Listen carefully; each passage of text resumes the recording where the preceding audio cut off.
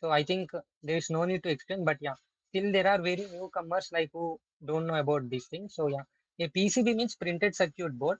Like usually we connect all the components with the help of jumper wires, right? But in PCB, all the components are connected with the help of copper tracks. So that's the only thing. Uh, as you can see here, an image has been displayed. So this is usually how you connect the wires, right? Using the jumper wires or maybe in some zero PCB. But in a professional standard PCB, we won't use any kind of wiring or anything. All connections are internally connected with the help of copper tracks. And there are many types of PCBs like single layer PCB, double layer PCB, and multi-layer PCB. So in our 30 days PCB design course, so we'll be learning about how to design a single layer PCB and a double layer PCB. So after this completion of the course, if you think the course you can understand very well, and if you think this is useful, and if you want to continue, you can also enroll for other courses where we'll be teaching multi-layer PCB. Like you can create up to 10 layered PCB also. Yeah. So we are also running couple of other sessions like in these 30 days we'll be using ECEDA, but we have other courses in which we will be using some higher softwares like Altium Designer, KiCad.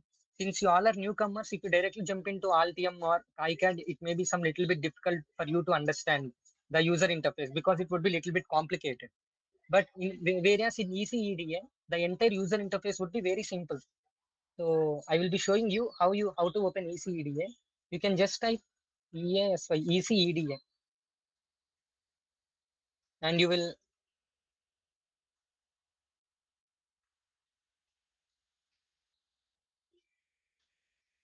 and here you need to create a new account. Right now I'm already having an account, so I'm just signing in with my account. So the last week in this 30 days entire course, so at the last 7 days we are dedicating it for 7 to 10 days. We are dedicating it for project work, where I will be assigning a project to each and every candidate, and you are supposed to submit it. Before I assign a project to you, I will be making a professional standard PCB. We have total 15 projects in our list. So out of them, I will make either one or two projects on my own, and I will be assigning one project to each and every candidate. So you are supposed to do it on yourself, and whereas I will be assisting you during the journey. If you have any kind of queries during making a PCB or layout design, you can always connect with me.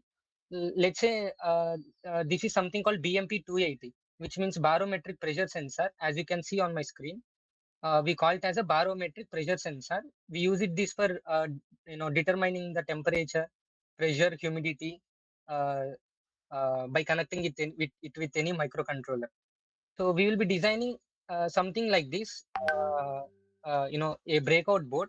So each and every sensor will have something called a data sheet, which will be provided by the manufacturer.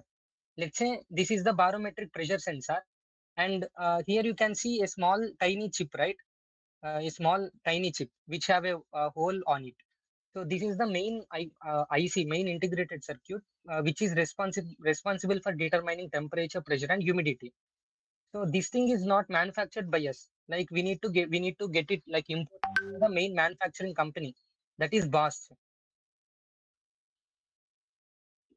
And rest whatever the entire PCB is there, right? We need to design this, and we can add few capacitors. As you can see here, you can see some resistor. These are the resistors, and we have a capacitor. And here also we have a capacitor. There is something called decoupling capacitor. So don't worry about the terms right now. Once we are moving into the session, we will be explaining each and everything, uh, the values of the capacitors that we need to use for the decoupling purpose. So what is the professional standard decoupling capacitors that we use? And all these things we will be discussing. So in tomorrow's session, tomorrow's session is like very important. The reason is that tomorrow I will be revealing a secret formula. uh, I'm repeating, it's a secret formula for determining the track width. So you think like most of the people usually think like if we connect the two components with a copper wire, the current would get would get transmitted, thus the circuit would get closed. But if you observe in PCB, you might think like ideally most of the people will think that all track widths are symmetric and similar. like all the tracks will be having same width, but that is untrue. The track width for different components would vary. So what's the reason for variation in the track width? It varies for different purposes. Let's say if it is carrying some data transmission, sometimes that if the track is dedicated for data transmission, then the track width may be low. Or else if the track is dedicated for power supply, then the track width may be high. So there are various purposes. According to the purpose, we will vary the track width. So in tomorrow's session, what we will be doing is like I will be revealing a formula. So and I will be giving the notes also. Don't worry. This is just an introductory session. So what all you need to do is right from tomorrow's session, you need to keep a notebook. You need to keep a new notebook and pen handy. So whatever the important points that I'm discussing during the session, you need to note it down. Of course, every day we will be also sharing the PPT and any resources, if whatever may be the resources related to the session, everything will be posted in the group. And I also advise you to keep a new notebook if you are, as you all are very beginning to the PCB design. Uh, every single point is very important for you, right from uh, beginning with from making schematics all the way up to layout design and 3D modeling. So yeah, the tomorrow, like I will be telling you one formula. With the help of that formula, you can decide the track width for any purpose, for any kind of purpose. You can calculate mathematically. You can calculate with that equation what should be the track width.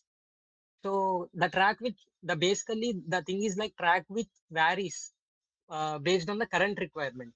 If the current required is 1 amp, then the track width may be low. If the current is little bit high, let's say 3 amps, then the track width would be more.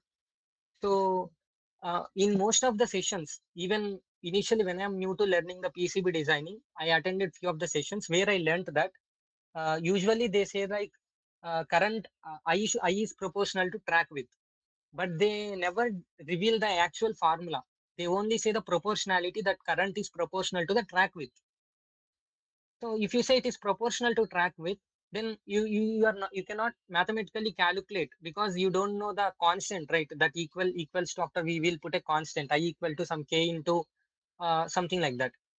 So you may not be able to calculate the track width. So after doing a lot of we have finally came up with one formula. We call it as the track width formula.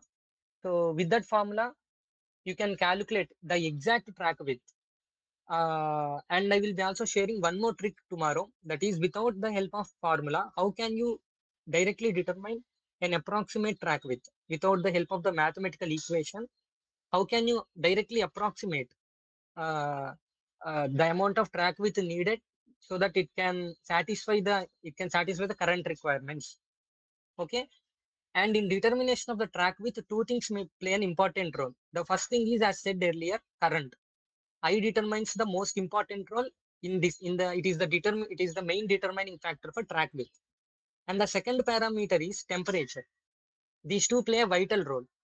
The primary factor is current, and the secondary factor is the temperature. So all PCBs do not work. So all PCBs do not work at higher temperatures. Usually, most of the PCs work at minus 40 degree centigrade to plus 85 degree centigrade, including this sensor right now that you are seeing on the screen.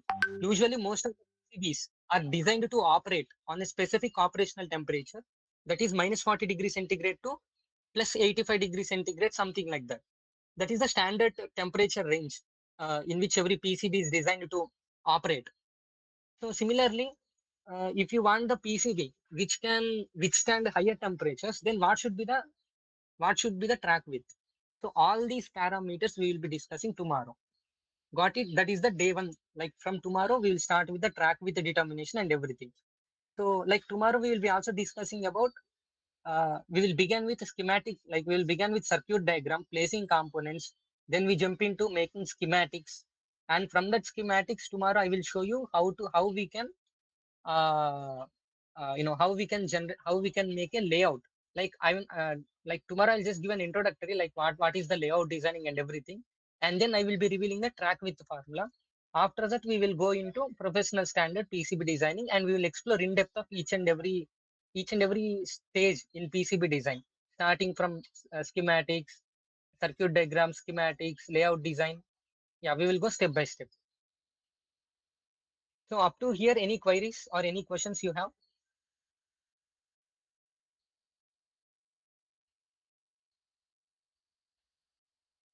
So any questions you have?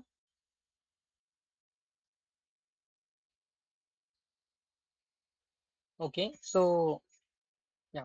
Shikarani, can you just unmute yourself?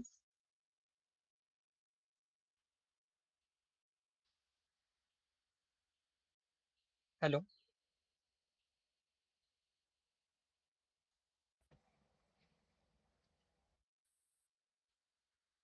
Shikarani, are you there? Or else Sai Krishna, are you there? Yeah. So Sai Hello. Krishna, yeah, what Yeah. do you mean by the track width? Track width. Basically, the width of the copper wire, where it is determined by the flow of the current and the temperature rise, which is allowed the thickness of the wire. Right. So what is the primary factor, key factor deciding the track width or trace width? Current, Yeah. Secondary parameter. temperature. Yeah. So what's the relation? Is it directly proportional or inversely proportional? The relation between current and trace width. As you said, it's directly proportional. Yeah, right. So up to here, everything is clear, right? Yeah. Okay, fine. So I will be showing you the user interface of ECEDA, where we'll be designing the PCBs and everything. I will just show you the basic setup, how to create a new project and how to create a collaborative. There are two things. So in PCB designing, one is the procedural PCB design and another one is collaborative PCB design. So even if you learn the entire course, the company, if you want to get into a company, the company expects that you must have prior knowledge on collaborative PCB design. So basically, collaborative PCB design refers to uh, a same project workspace where multiple people can work on a single project. So basically, you are assigning or you are giving access to multiple people so that the entire team could work on a single workspace or a single project, so that you can accelerate the designing the PCB more faster. So if you don't do the collaborative work, you alone need to do the everything, and ultimately the time frame would be increased. So every company wants that PCB design is done at the earliest possible. So that's the reason with the Altium and KiCad, usually it takes a longer time for making a PCB, whereas in ECEDA, it takes very less time. You can create PCBs maybe within 15 minutes also. So that's the reason many people, even the professionals, are again falling back to from even though they know Altium and KiCad, they are again falling back to ECEDA only. The reason is that with ECEDA, everything can be done within minutes. There is an internal library. I will show you. There is something called LCSC. I will show you that one also, where all the components are there. It's like a huge database of all components. So you just no need to search for component names again in Google. So or you need to download some other components. Like if you want to play some component in a PCB, sometimes those components may not be available to place in the specific software. Then what you need to do, you need to export. First, you need to download an external component from a library, and you need to import that so that the part can be placed in a PCB. So instead of that, in ECEDA, we have a huge database. All components are maintained in a single database, huge, large database that we call it as LCSSA. It is not only just a database, they are also electronic manufacturer and supplier also. So after completion of the project, you can generate a single PDF. We call it as BOM. BOM refers to bill of material. After completion of the entire project, you can generate something called BOM, which means bill of material, where there will be a list of the component names, and every component will have a manufacturer ID or part number. So that PDF, like you can directly upload in the LCSC website, and you can directly get all the components which are required or which need to be placed in the PCB. So yeah.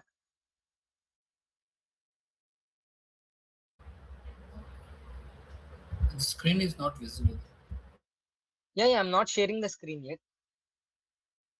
I will Okay, share okay. this. This is just an introductory session, just to give an overview about it, about the curriculum. So I'm just showing you the LCSC database.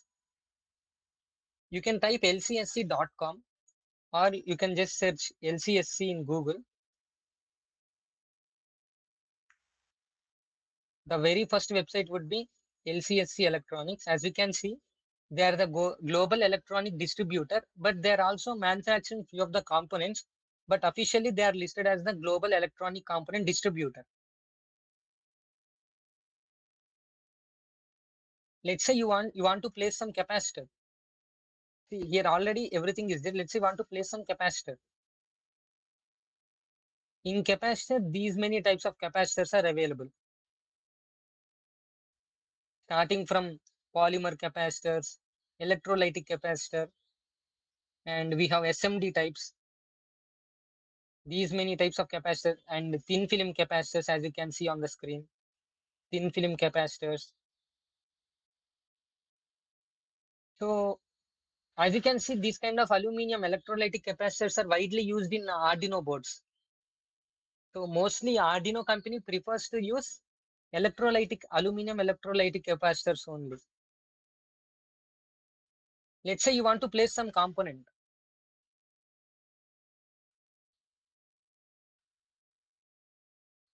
Here you can search, like let's say you want to place some 10 nanofarad capacitor, then you can search for 10 nf or whatever may be. Uh,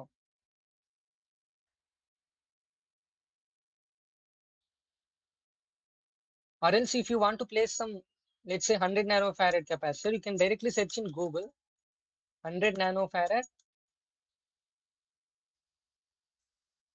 capacitor LCSC. You will get the component.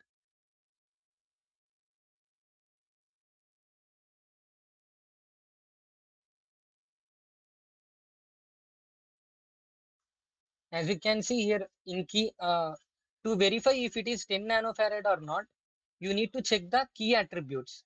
In the key attributes, it would be clearly mentioned what is the capacitance of the specific capacitor. As you can see here, it is clearly mentioned 10 nanofarad 50 volt. So I will do one thing. I'm going to ECEDA. I will show you how to create a new project.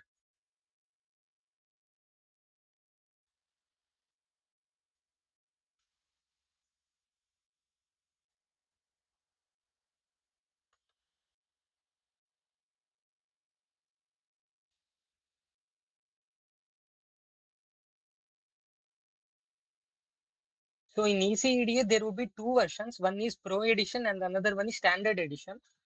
So Pro Edition is used for making some higher current or enterprise standard professional PCBs. It doesn't matter whether you can use Standard Edition or Pro Edition, but Pro Edition is having some few other advanced features. One of the drawback of the Pro Edition is that if you want to simulate a PCB, or sorry, if you want to simulate a circuit diagram, you cannot simulate in Pro Edition. You need to use Standard Edition only. And another thing is, if you make a project in Pro Edition and you want to again switch it back to Standard Edition, it's not possible right now. Earlier, the feature is there, but right now they have removed it. You cannot switch between two editions easily. You can convert a Standard Edition project into Pro Edition, but you cannot convert a Pro Edition back into Standard Edition. So it doesn't matter, you can go with the Pro Edition or Standard Edition, but in Standard Edition, there is a simulation functionality which is not there in Pro Edition. That is one of the drawback. So I'm going with the Pro Edition. So this is how the user interface of ECEDA look like. And on the top, we are having few options like file, view, tools, and setting some other thing. This is the top navigation bar. And uh, here we need to create a new project.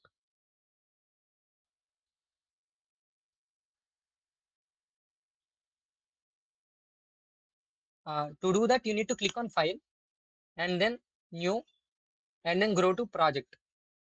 First, you need to click on File, then click on New and then click on Project. Or the shortcut is just click F on your keyboard. Okay, I'm just clicking F on my keyboard. So automatically this window would appear, and then you need to click on Shift plus N. Then the project automatically it will create a it will show you a new dialog, and here you need to give a name to your project. Let's say BMP 280. And here there is one more option on the right side, that is create team. As I said earlier, this is a collaborative PCB design. If you want to do a collaborative PCB design, you need to create a new team. Or else if you are doing this project not as a collaboration, you can directly click on save. This will create a new project. Once the project is created, that will appear in your personal workspace on the left side. As you can see, now it appears. By default, there are two sections. One is board section, and another one is panel section. So again in board we have two things. One is schematic and another one is PCB. So by default here you can see P1, right, which means page 1. So schematics, you can make schematics in as many as pages as you want. There is no restriction that all the entire schematic of a PCB to be placed in a single page. That's not possible, because there are many complicated circuits that we will be showing you in the later parts of the session, maybe in the later classes of the session. That few PCB, like few schematics, are highly complicated that uh, you cannot easily put in a single page. Then you must need to definitely take a help of multiple pages. You need to split the circuit diagram based on its functionality into multiple blocks, and you can put it in the different pages of the schematics.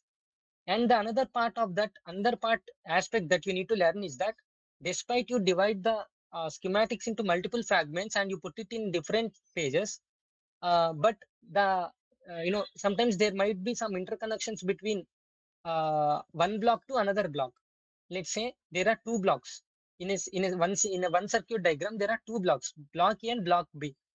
Block A deals with power supply, and block B deals with maybe some audio functionality, audio transmission, audio, playing audio or something like that, audio related functionality.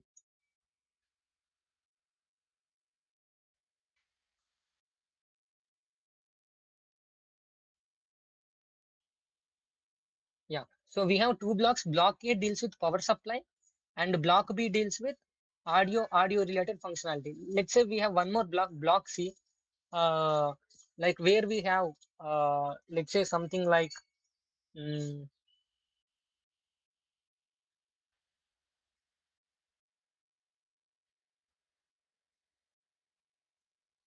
yeah, let's say we have block C. In block C we have all the sensors, like a barometric pressure sensor, or else we have a gyroscope in that.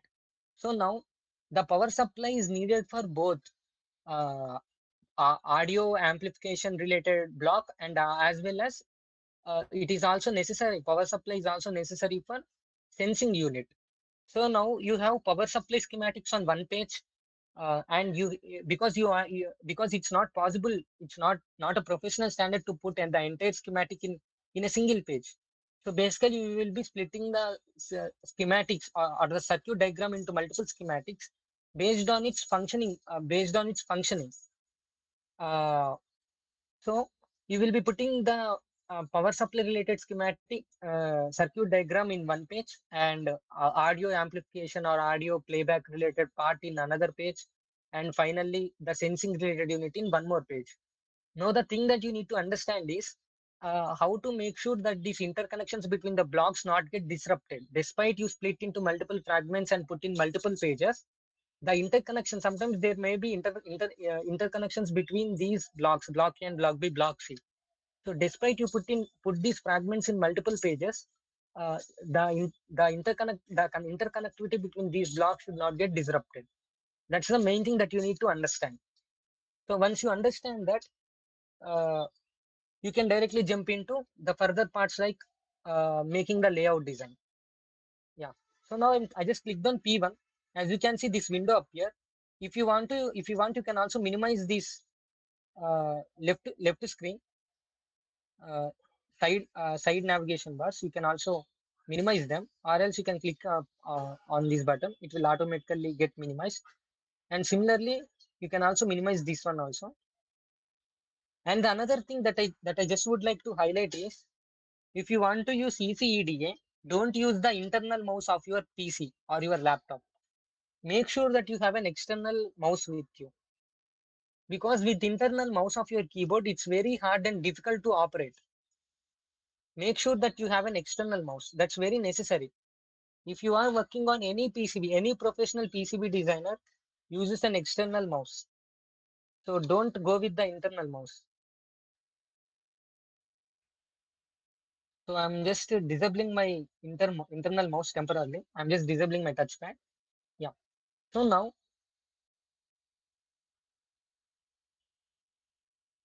you can you can click and hold the right click button to move to move the screen.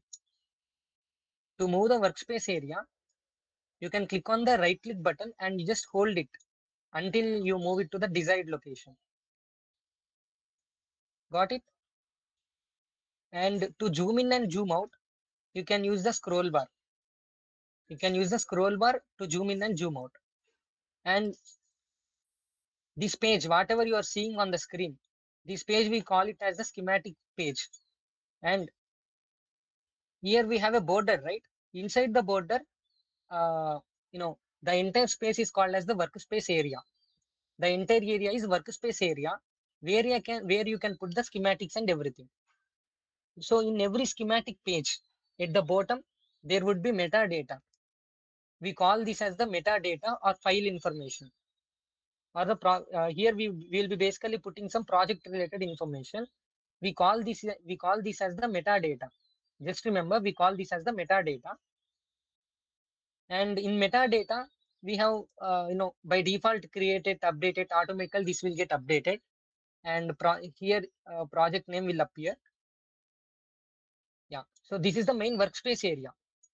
Now you want to put few components. How to put a component? For that, you need to click on P, letter P on your keyboard. So P means place. You can click on the place button, which is available in the top navigation bar, or the shortcut is you just directly click on the P button on your keyboard. So then you will get a huge list of drop down menu. Here there are multiple things like device or reuse block, wire, bus, net label. So in our upcoming session, we will be also discussing about what is a net list and what are net label. And there is something called short flag. We will be also discussing in the later sessions what exactly is a short flag and when we need to use a short flag. So let's say you want to place some component, then you can click on first you just need to click on P and then click on device or reuse block. Then this kind of screen would appear. So here, as you can see, there are three options. The first one is LCSC electronics. Second one is ECEDA. Third one is reuse block. So I recommend you to go with the first one, LCSC electronics, because it's a huge database. Each and every component would be available here. So earlier I have shown you one electrolyte capacitor, right? Aluminum electrolyte capacitor. I hope you remember at the starting of this session, I have shown you some one electrolyte capacitor, which is widely used by uh, Arduino boards. Like,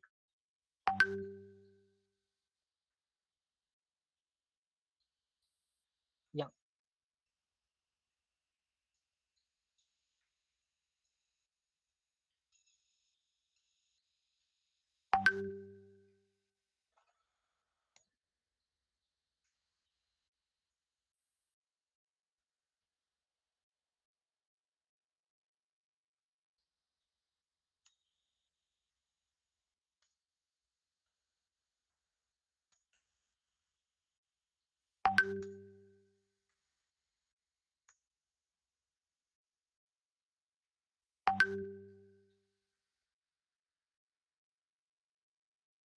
So as you can see, there are multiple capacitors available. Let's say I want to place this specific capacitor in my circuit diagram or schematics.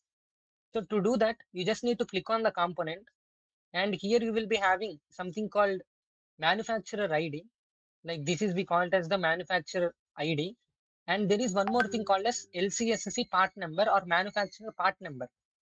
So whatever you are seeing right over here, this is the manufacturer ID. And here, whatever you can see, this is the part number, LCSC part number or manufacturer part number. So you can use either this one or this one to place any component. So LCSC is a huge electronic library. There, I'm sure that whatever may be the circuit diagram, no matter how complicated it is. So each and every component is available in LCSC. The toughest part is that to identify the same thing. I mean, to identify the suitable component uh, for your project. That is the toughest part. Once you are able to identify the necessary component, you can directly copy the part number, either part number or manufacturer ID. Let's say I'm copying this. You can get back to ECEDA. Here you can directly paste the name. Automatically the same component would appear here, as you can see. And you can check out the part number C72478. You can compare it with this one also, C72478. So both are same, as you can see. Now, to place this component on the right side, you can see place option. As you can see, you can click on place option. And here, if you want to know the price of this component, directly the price would be listed here. Let's say if you want to buy the same capacitor in bulk quantity, maybe you're dealing a PCB project in bulk quantity. You need to produce PCBs in bulk quantity for some company. Then you can also check out the prices over here. So based on the number of capacitors that you are buying, the price would vary. If you are buying the capacitors, maybe some lower quantity, let's say 10 or 20, so the price would be higher. As you increase the count, if you buy in bulk quantity, the price could be decreased. So now to place this component in the schematic diagram, you need to click on the place option, which is available on the right side of the same in the list. Click on place button. Automatically the part would get appear in the schematics. There is no meaning in the circuit diagram. I'm just showing you how to place a component. Just only focus on how to place a component. Later we will discuss how to make a complete circuit diagram. So I will be also teaching you few of the famous circuit diagrams. Uh, some standard circuit diagrams which are very useful.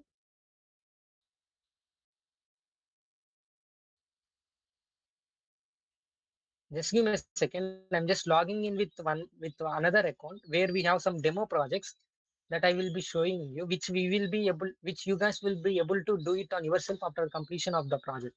Of our recent project called CubeSat. So basically, we have designed a CubeSat. Uh, I will be showing the schematics of the CubeSat. So the project is like around we spent 20,000 on making that project, which is very useful for farmers. So actually these, whatever the schematics that I'm going to show you right now are actually highly confidential. We are not supposed to show it with anyone, but just for you, but for the sake of understanding. So I'm just showing you them. So before I show you the schematics of the CubeSat, can someone in the session can unmute yourself and can just tell me what do you think a satellite could have? Like what features do you think can a satellite could have? You can tell whatever maybe like maybe you can just list out some features that you expect a satellite to be having. Anyone in the session can just unmute yourself and you just tell me a few of the features that you think a satellite will be having.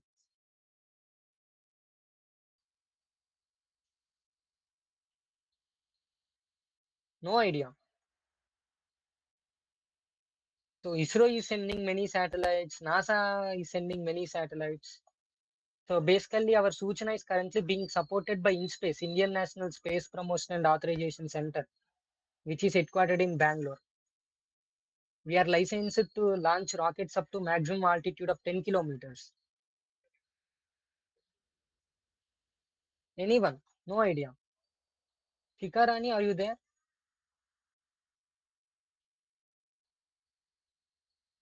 Uh, Teja, Anirudh.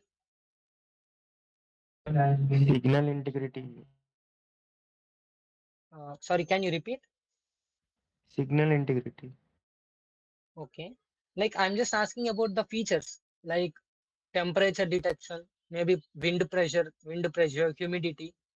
So these are the basic things that a satellite would, we expect a satellite, uh, you know, would calculate, like temperature, pressure, maybe some factors related to, yeah, rainfall detection, right? Precipitation, percolation. We can detect soil humidity, and there are multiple things we can detect. With satellites, we can also determine the climate. We can, predict the climatic condition, altitude level. Yeah, altitude level we can also calculate by calculating the pressure, mean atmospheric pressure. There are two ways to calculate the altitude. So one is like with the help of something called time of flight sensor. With the help of some time of flight sensor, we can calculate altitude. Basically, we will be emitting few signal, or else we can use IR technology, infrared technology. We will be sending some IR radiation. Once the IR waves fall on any body, it will get reflected back. These reflected waves, there would be another sensor, IR detector, IR photodiode. Technically, we call it as IR photodiode. So this IR photodiode is designed to uh, uh, to detect the emitted reflected radiation of IR waves, infrared waves. So based on these reflected waves, automatically we can calculate the distance between the obstacle or object and the CubeSat. And another way is with the help of determination of atmospheric, also we can calculate the altitude. As in our earlier classes, in our lower classes, we have already studied that in physics. As the altitude increases, there would be a relation between atmospheric pressure and altitude. So with the help of by determining the atmospheric pressure, we can calculate the altitude also. There would be a relation, a mathematical equation. With the help of that mathematical equation, we can establish a relationship between pressure and atmospheric pressure and altitude. So by determining the atmospheric pressure also, we can calculate the altitude. And we have received some other response. Radiation hardening. Yeah. So as you can see in our CubeSat project, there are multiple units. So as you can see, this is the light intensity detection unit. Basically, this unit calculates the light intensity. That means how intense the light is. Like the CubeSat would be able to detect whether it is day or it is day or night, and if the satellite is under the shadow or it is under the sunlight, it can determine. Basically, in your mobiles, you're having auto brightness, right? Similar to that. And here we can see this is power supply unit. Basically, this circuit will be converting 5 volt to 3.3 volt. See, all this I'm just showing you just to let you understand that there is lots of things that you need to learn uh, in electronics. So if you start exploring electronics, you will find many interesting things in electronics. The more you explore, the new things you will come to understand. And here we have a barometric pressure sensor unit. So earlier I have shown you one BMP280 board, right? BMP280.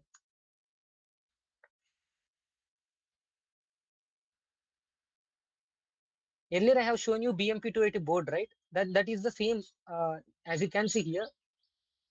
This is the BMP280 breakout board. The same internal circuit diagram is shown over here. This is the internal circuit diagram of BMP280. And here we have telemetry wireless communication. Someone said signal integrity. So basically, this telemetry wireless communication unit can transmit the data, whatever the, see, telemetry refers to whatever the data we obtain from sensory units, from different sensors, maybe light detection, light intensity sensor, temperature sensor, pressure sensor, from different sensors.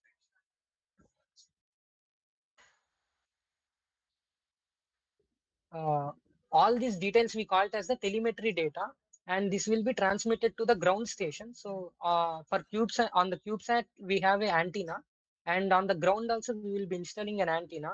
So between both the antennas we can establish a wireless connection, and we can transmit the data.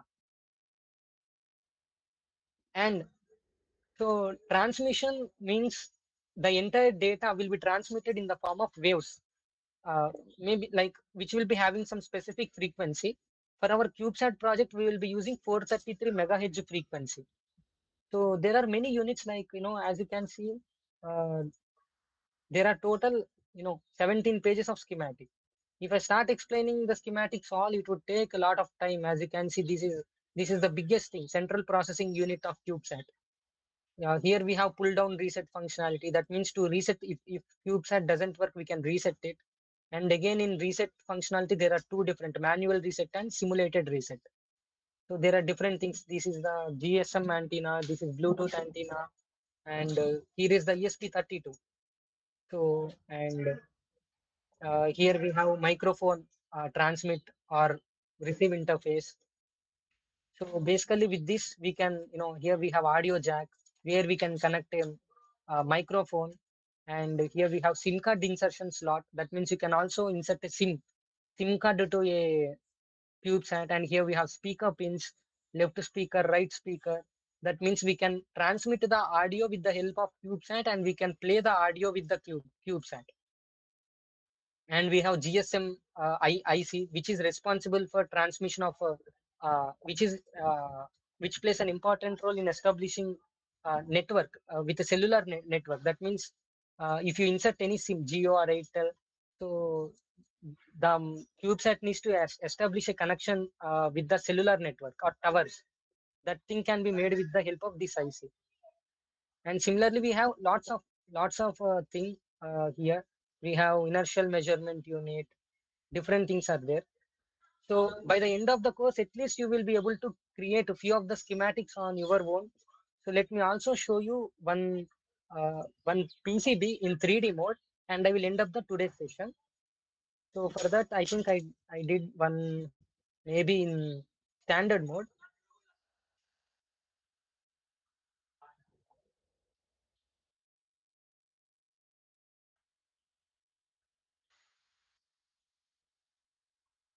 So this is the schematic diagram, as you can see, BMP280 breakout board. So now we will be, now I'm just clicking on PCB. So now PCB can viewed in two different formats. One is 2D in 2D orientation, and another one in 3D. So let's say this is in the 2D. We call it as the layout design. As you can see, different components which are there in the circuit diagram are connected here with the help of, as you can see, these are the copper traces that we discussed earlier. As you can see, these are the copper traces. See, these are the copper traces. How they are connected, as you can check over here. So now I'm just clicking on 3D over here. So now 3D, you can check the 3D model, how the PCB look like.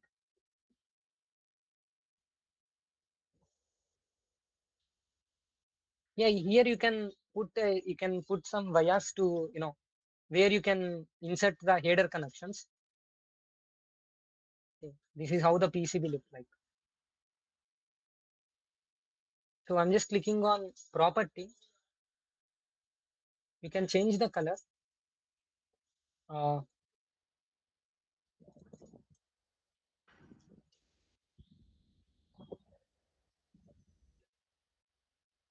this is the BMP280 PCB. I'm just showing you in the 3D model. Yeah. So by the end of the course, you will be able to design these kind of PCBs on yourself.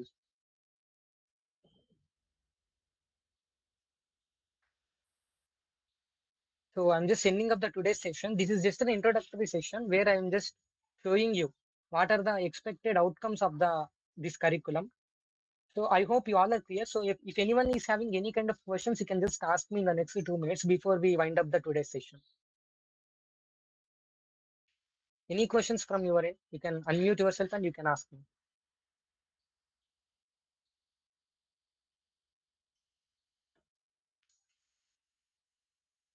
Any questions?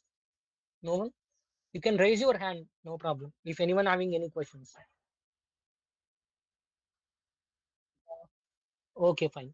So I hope everything is clear, right? Duration of everyday session would be 45 minutes. Like class would begin at 3:10 p.m.